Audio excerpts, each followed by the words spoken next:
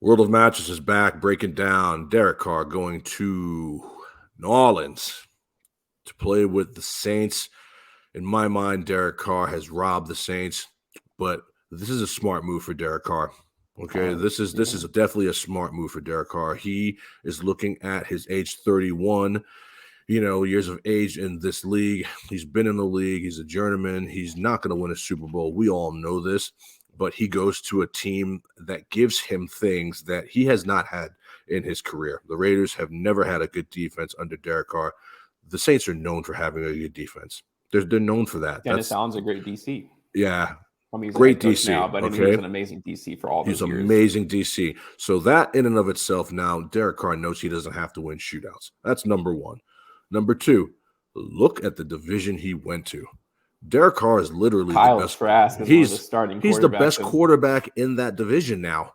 Well, unless he's the best quarterback in that division. Ends up being incredible, but even still, he's still the best quarterback in that division, just because he's a seasoned veteran and he's seen things rookie hasn't seen before.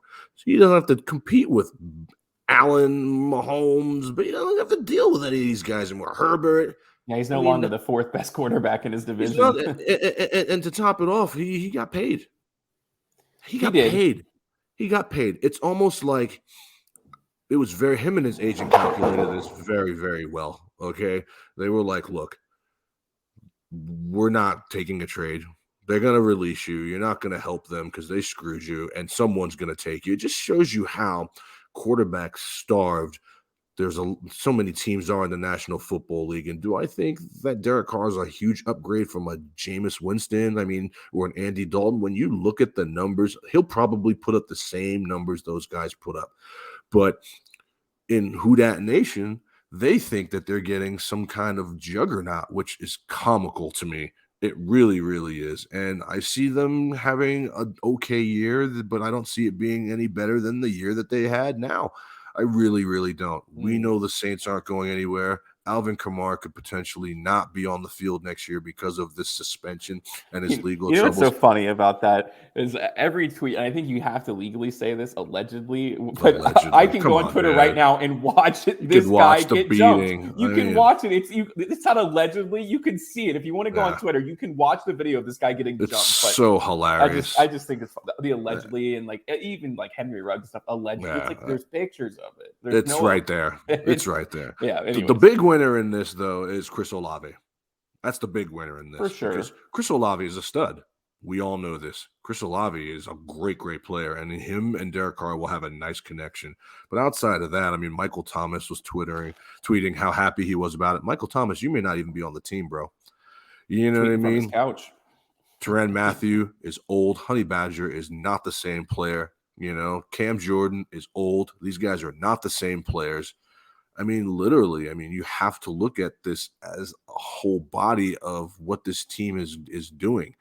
Even the franchise corner these guys they're getting up there in age, and you bring in Derek Carr, who Derek Carr is just a game manager.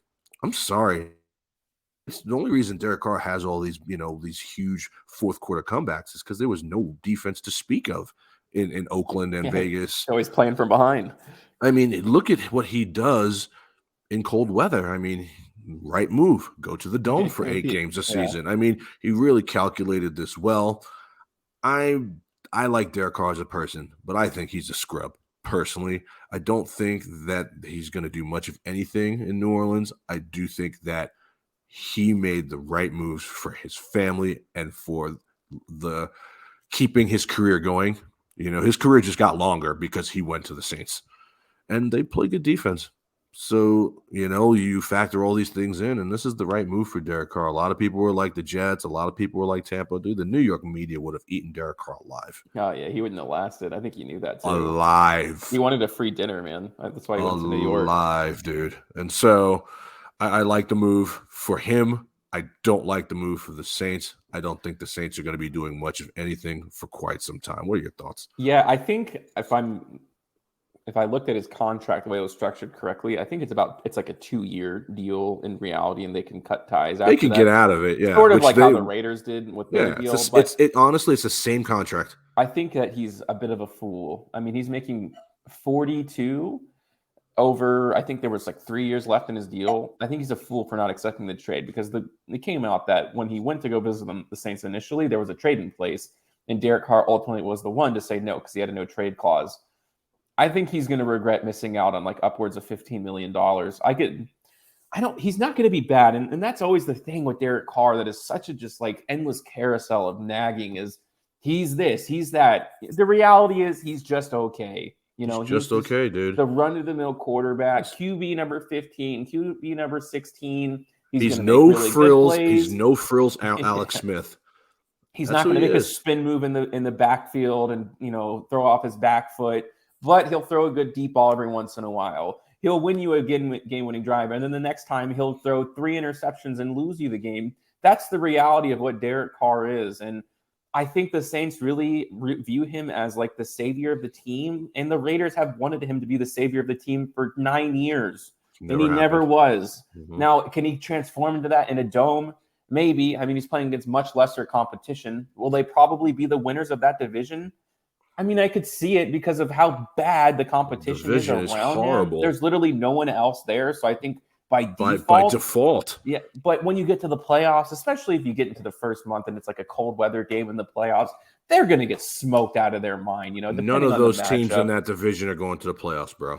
So it's going to be the Saints to get there. And I mean, I'm not preying on this guy's downfall, of course, but I don't think it's going to be what the Saints want. Can I see this guy leading them to the Super Bowl? Absolutely not. The competition's just too stiff for them. It will never happen. They got too many aging stars. It will never happen. They only have one blue chip, and that's Chris Olave. Thank God they drafted him. Yeah, they got no one else. I mean, they paid that hybrid dude $1 trillion. He sucks. I think the biggest takeaway for me as a Raiders fan is just how happy I am to just have this news carousel stop about Derek Carr. I've talked about this so many different times, but like whatever Derek Carr is, it's like this guy was synonymous, I should say, with everything bad that happened to the Raiders over the course of this, the head coaching problems, Henry Ruggs problem, so on and so forth. It wasn't him who did any of these bad things, but it's like the Raiders could never move on truly as a franchise until they got rid of him. They got rid of him. And hopefully everything's quiet. I'm not going to be cheering up out of my seat when he throws an interception. It is what it is. The guy's not on my team anymore. You just move on. I wish him the best of the luck. Not really, because I could care less about the Saints, but I'm just so happy that we don't have to talk about Derek Carr every single day on Twitter anymore, because that's really what it was until this happened. Yeah. They're going to be a 9-win, a 10-win team next year. No, they won't. You don't think they can even get there? I mean, they play 8 games against really bad teams in their division. I mean, if they start losing the teams, but you know what, Spencer? They're a really bad team themselves. They're not great. Yeah, I mean, they have the best defense in that division. I mean, truly the funniest thing about this is like he played one of the worst games of his career against the Saints last year, and then somehow they came to the conclusion that he needs $37.5 million. It's insanity. He was so bad in that Saints game. I mean, he threw some of the worst passes I've ever seen. I don't know how. It just goes to show you, man, how starved quarterback. Isn't that also the thing? Like it's like NFL. Just because you're starved, like doesn't mean you have to be desperate. And I feel the same way about Daniel Jones. Yeah. We'll talk about him in a minute, dude. Is there a better option than Daniel Jones for the Giants this year? No, but it's like now you've tied yourself to this guy who's QB number 15, who's QB number 16 for the next 3 years. It's crazy to me. I saw that. That came over the wire, man, and I almost beat my wife when I heard those numbers. Don't even get me started, bro. That's a whole nother story. It's unbelievable. Yeah, so good luck, Derek Carr. Saints ain't going nowhere, but we got to report the news, and that's what it is.